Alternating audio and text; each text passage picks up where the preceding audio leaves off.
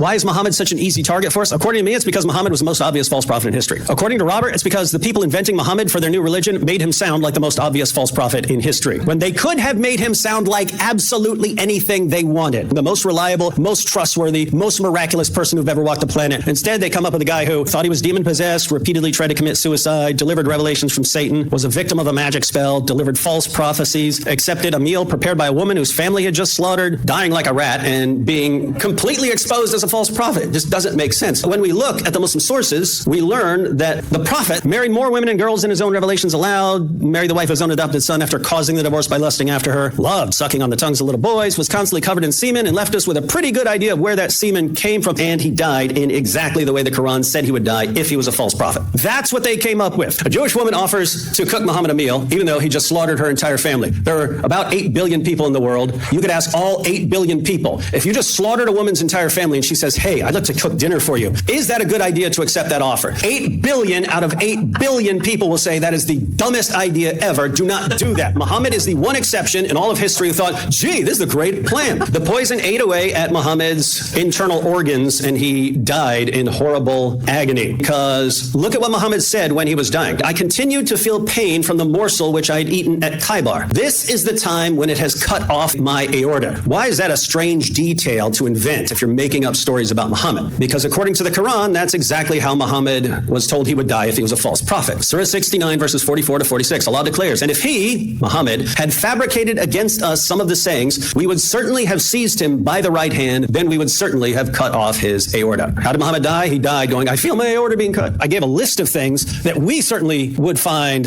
sick and repulsive. The story of Muhammad and Zainab, his adopted son's wife, that he sees her practically naked. His adopted son divorces her so that Muhammad can have her. Muhammad marries her. This caused a big scandal. People were really upset about this, according to the Muslim sources. They thought of it as on the level of incest. And the result was that Allah had to abolish adoption to make it so that this guy was never his adopted son. It didn't count in order to justify this. And with the Satanic verses story is Muhammad, again, wants his tribe to accept his revelation. So he wants a revelation that's going to make his tribe convert to Islam. And then Satan gives him what he's looking for. Muhammad delivers this revelation promoting polytheism, saying you can pray to pagan goddesses now. But a little later, Muhammad came back and said that these verses, which he had delivered as part of the Quran, weren't really from God. They were from Satan. And he replaced them with the words we find in the Quran today. Now, if you wanted to invent a prophet and you wanted to make shirk, associating partners with Allah, the worst possible sin anyone could ever commit, would you portray your new prophet as a man who committed shirk and convinced the entire Muslim community of his time to commit shirk with him, and portray him as someone who couldn't tell the difference between a revelation from God and a revelation from Satan?